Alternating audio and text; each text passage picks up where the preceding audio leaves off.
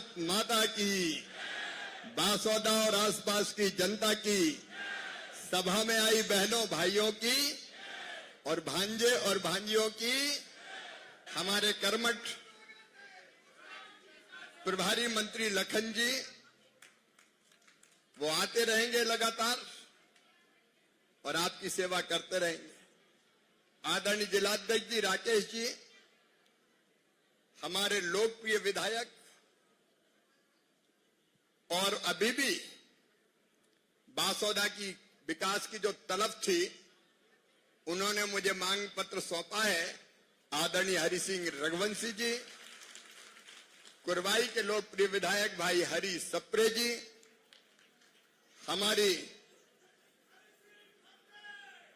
मंच पर विराजमान नगरपालिका के अध्यक्ष आदरणीय भाभी जी, जनपद के अध्यक्ष बहन श्रीमती रघुवंशी जी, बेटी ही है, हमारे अलग अलग संस्थाओं के, क्योंकि भरा पूरा मंच है,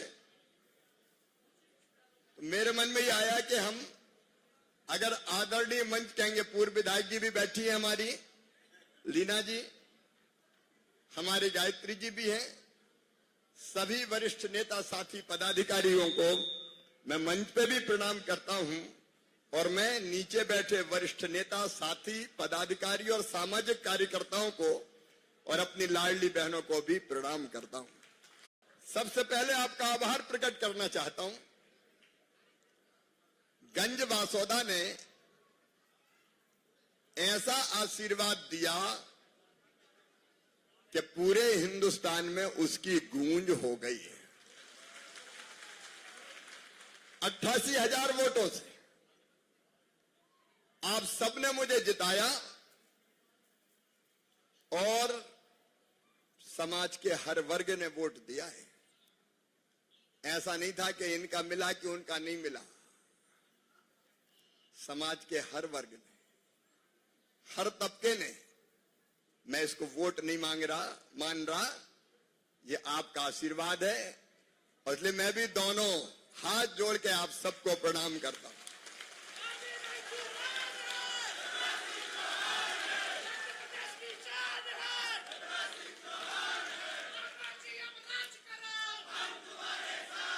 ये संकल्प है आपकी सेवा का संकल्प। एक संकल्प रहेगा ग्रामीण विकास विभाग के माध्यम से, गरीबी मुक्त गांव बनाएं, गरीबी मुक्त गांव। तो बहने बने लखपति, उसके लिए पूरी योजना है। प्रधानमंत्री जी ने घोषणा की है 1 करोड़ लखपति दीदी अब तक बन चुकी है, 2 करोड़ और बनाना है, 15 लाख अभी बना चुके हैं। पूरे देश की बात कर रहा हूं मैं। और एक बात और, कई रह गए कच्चे घर वाले, तो अभी 2 करोड़ मकान और प्रधानमंत्री आवास योजना के अंतर्गत गरीबों के लिए पक्के बनाए जाएंगे। 2 करोड़ गांव में और शहरों में 1 करोड़। तो ये अभियान लगातार चलेगा। और किसान भाइयों, हम जानते हैं कि कई तरह की परिस्थितियों का सामना करते हैं। पिछले दिनों गंभीरतापूर्वक बात हुई है सोयाबीन के दामों को लेकर, और कोशिश ये होगी कि मिनिमम सपोर्ट प्राइस दिलवा पाए, उत्पादन बढ़ाना, उत्पादन की लागत घटाना, उत्पादन के ठीक दाम देना, प्राकृतिक आपदा में राहत की राशि, कृषि का विविधीकरण और प्राकृतिक खेती। आज गर्मी बहुत है, इसलिए मैं बहुत विस्तार से इस पर बात नहीं करूंगा, लेकिन गांव का विकास, बहनों का कल्याण और किसानों का उत्थान। आते आते मुझे थोड़ी देर हो गई, क्योंकि मैं पहले विभाग समझ रहा था कि डूब के पहले समझ लूं तो है क्या, और ने पहले दिन से घूमता रहता तो मैं समझ ही नहीं पाता। तो मेरी बहनों वहां बैठ के मैंने देखा कि बहनों के लिए क्या क्या किया जा सकता है, गांव के लिए क्या क्या किया जा सकता है, बची खुची सड़कें बनाना है, उनके लिए क्या किया जा सकता है, तो मैं डूब के काम कर रहा था पूरी तरह से। अब आजकल तो टीवी में सब दिखाई दे जाता है, और संसद में भी जो लोग घेरने की कोशिश कर रहे थे, तो हमने भी कह दिया देखो भाई, हम किसी को छेड़ेंगे नहीं, और कोई छेड़ेगा तो छोड़ेंगे नहीं। तो वहां मैं पूरा काम समझ रहा था। थोड़ी जिम्मेदारी पार्टी ने और दे दी कि झारखंड भी जाओ, लेकिन बहुत दिन से मन बेचैन था कि कैसे बासोदा पहुंच जाऊं। एक बार कार्यक्रम बना तो भारी बारिश हो रही थी उस समय, तो बासोदा से फिर बात आई कि इतनी बारिश हो रही तो थोड़े से रुक के करो, लेकिन दिल तो तड़फ रहा था कैसे गंज बासोदा पहुंच के आपके दर्शन कर लूं, आपसे मिलूं। इसलिए थोड़ी देर हो गई, गुस्सा तो नहीं हो? जोर से बताओ ना, गुस्सा तो नहीं हो? आज ही विदिशा में हमने बैठक बुलाई है अधिकारियों की। बासोदा और विदिशा, वैसे कुरवाई भी देखेंगे, चिंता मत करना। पूरा जिला अपना है, कुरवाई, शमशाबाद, सिरोंज, लेकिन कुछ एक बैठक करके रोड मैप बनाने वाले। जैसा लखन भाई कह रहे थे, हरि सिंह जी ने भी मुझे लिख ही दिया है कि बड़े बांध यहां भले ना बने, लेकिन छोटे छोटे बांधों की श्रृंखला कैसे बनाई जा सकती है, आज चर्चा करना शुरू करेंगे उसमें। ये इलाका हो गया रसपुर हो, तो आज मैं उस पर विस्तार से नहीं जा रहा, लेकिन विकास का पूरा रोड मैप बनाएंगे। और फिर दिल्ली में भी अपनी सरकार, यहां भी अपनी सरकार। मुख्यमंत्री मोहन यादव जी भी बहुत अच्छा काम कर रहे हैं, तो प्रदेश की सरकार से पूरा सहयोग लेंगे। प्रतिनिधि रूप में लखन पटेल बैठे,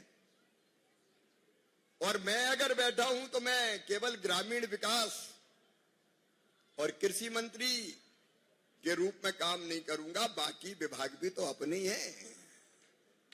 अब हरि सिंह जी ने कहा फोन करके, राकेश जी ने कहा वो कौन सी ट्रेन प्रयागराज, बोले अब तो टिकट ही नहीं मिल रहे। हमने वहीं से फोन किया कि मंत्री जी टिकट मिलने दो यार। हाँ भांजे जी, अभी थोड़ी देर में मिलेंगे ना बेटा, 2 मिनट रुक जाओ। अच्छा, यहां के खड़े हो जाओ,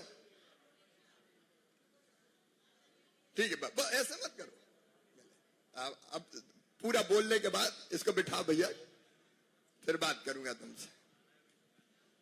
अब भांजा मामा को नहीं बताएगा तकलीफ तो कौन बताएगा? घर परिवार में कोई बीमार हो जाए, दुखी हो, तकलीफ हो, तो कौन को बताएगा? आप चिंता मत करना, एक एक चीज देखने की कोशिश करेंगे, और जो हो सकता है पूरी ताकत से हल करने की कोशिश करेंगे। क्या हो गया बेटा, क्यों रो रहे हैं?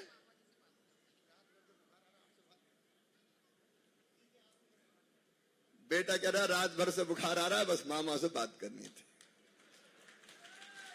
यही तो प्रेम है।